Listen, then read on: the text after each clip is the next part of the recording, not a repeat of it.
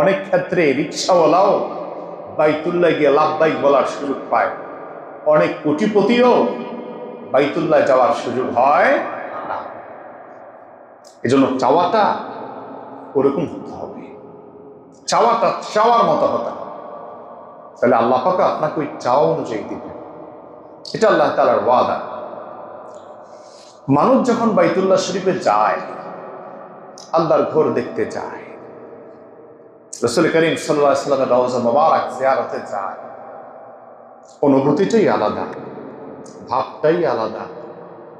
সেখানে সবাই যারা উমরা পালন করছেন, হজের ইহরাম বেঁধেছেন যারা, আরাফার যাবে যারা, প্রত্যেকের জবানে লাব্বাইক লাব্বাইক শব্দ উচ্চারিত হচ্ছে। প্রত্যেকের পরনে শুভ্র সাদা, একেবারে শুভ্র সাদা ইহরামের কাপড় গায়ে দিয়ে আছে, যারা প্রত্যেকেই আল্লাহকে পাওয়ার জন্য প্রবদ্ধ হয়, এবং সেখানে কোনো শ্রেণীবিন্যাস নেই, সবাই একাকার হয়ে যাচ্ছে আল্লাহর প্রেমে, মাশগুল হয়ে যাচ্ছে। এই চিত্র, এই দৃশ্য অত্যন্ত লোভনীয় এক দৃশ্য। এই জন্য আল্লাহ রাব্বুল আলামিন বলেন, ও পৃথিবীর মানুষেরা, ও পৃথিবীর ইমানদারেরা, তোমাদের মধ্যে যাদেরকে আমি আল্লাহ তাআলা সামর্থ্যবান বানিয়ে দিলাম, যাদেরকে আমি আল্লাহ তাআলা সামর্থ্য দান করলাম, যাদেরকে টাকা পয়সা অর্থনৈতিক স্বাবলম্বী দান করলাম, আল্লাহ বলেন যাদেরকে আমি আল্লাহর ঘর দেখার মতো সৌভাগ্য সামর্থ্য দান করলাম, তোমাদের প্রত্যেকের জন্য আমার ঘরে আসা তোমাদের জন্য আমি আল্লাহ ফরজ করে দিলাম। জীবনে একবারের জন্য হলো আমি আল্লাহর ঘরে আসা তোমাদের প্রত্যেকের জন্য ফরজ করে দিলাম, যাদেরকে আমি আল্লাহ সেই সামর্থ্য দান করেছি। প্রত্যেকের জন্য যাদের সামর্থ্য আছে তারা হজে যাবে। এই জন্য রাসূল করিম সাল্লাল্লাহু আলাইহি ওয়াসাল্লাম বলেছেন, ইসলাম ধর্ম 5টা খুঁটির উপর প্রতিষ্ঠিত, 5টা স্তম্ভের উপরে ইসলাম নামক একটি তাবু প্রতিষ্ঠিত হয়ে আছে।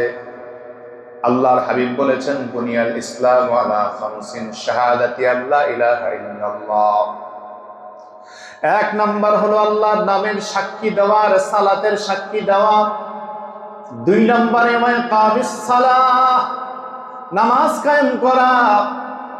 আর 3 নম্বরে ইতাইজ যাকাত, যাকাত আদায় করা।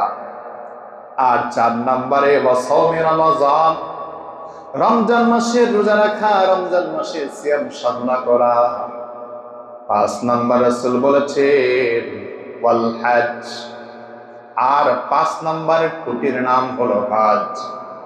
এই 5টা স্তম্ভের মধ্যে, এই 5টা খুঁটির মধ্যে আল্লাহ তাআলা ইসলাম নামক ঘরকে প্রতিষ্ঠিত করে দিয়েছেন। তার মানে কোন মুমিন বান্দা যদি তার জীবনের 5টা খুঁটিকে ধরে রাখতে পারে, অবশ্যই সে সফল কাম হয়ে যাবে, সফল কাম মুমিন হয়ে যাবে। সুবহানাল্লাহ।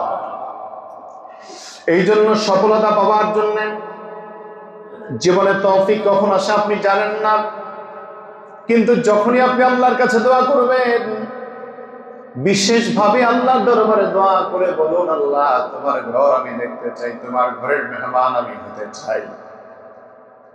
আল্লাহর কাছে যদি কায়েমুল বাক্যে দোয়া করতে পারেন, আল্লাহ রাব্বুল আলামিন চাইলে আপনার মনের তামান্না মুহূর্তের মাঝে অল্প সময়ের ব্যবধানে আল্লাহ পূরণ করে দিতে পারে।